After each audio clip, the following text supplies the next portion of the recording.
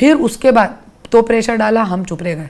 जब मेरी बहन ने ये करा, धनंजय मुंडे की आदत है, वो खुद नहीं बोलता है, मंत्री है ना, पैसे वाला है, बड़ा आदमी है, खुद नहीं बोलता, बोलने के लिए भी लोग रख रखे हैं।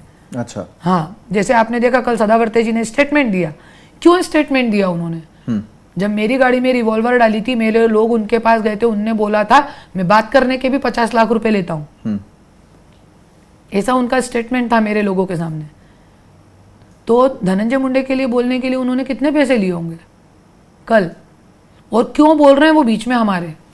वो हमारे वकील नहीं है, ना वो मेरे ना मेरे पति के वकील हैं। उनके वकील को बोलने का अधिकार है, क्योंकि वो लढ रहे केस हमारा। बरं, पण रेणू शर्मानी ज्या प्रकारे आणि अटक जहा झाली- मी तेच सांगते, ज्या वेळे माझी आईचा निधन झाला त्यावेळे आमच्यावरती प्रेशर टाकला, तोंड उघडू नका, है ना। मेरे घर वालों ने बोला जान दो, एक मौत हो गई है, वापिस से तेरी मौत ना हो इसके लिए, क्योंकि उस समय मैंने भी जहर खाया था। जी, याद है। उसके बाद CHL अपोलो हॉस्पिटल इंदौर में मैं 5 दिन भर्ती रही थी।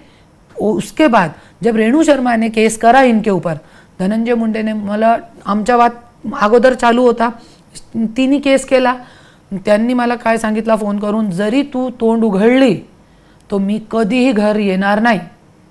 आणि मला असं वाटलं नाही ती खरी आहे की तो खरा आहे मला माहित नाही, तो मी कशाला तोंड उघडणार। आणि त्यांनी काय सांगितलं, तुम्ही एक स्टेटमेंट द्या की माझी बहीण ब्लॅकमेलर आहे आणि माझे नवऱ्याला ब्लॅकमेल करते।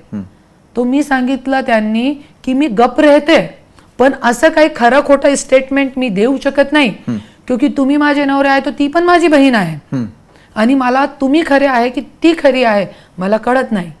तो असं धनंजय मुंडेची ना आदत आहे। आता जैसे माझे मुला बाळांना माझे अगेन्स्ट केला, काल त्यांनी पोस्ट टाकली की आमची जे आई आहे ते त्यांच्या मला त्रास आहे, पिताजीच्या नाही है ना। तो असं धनंजय मुंडेची सवय आहे, स्वतः बोलत नाही, जे परिवार मध्ये भांडण लावतात। बरं, ठीक आहे, मात्र तुम्ही परिवाराबद्दल बोलताय आणि त्याच अनुषंगाने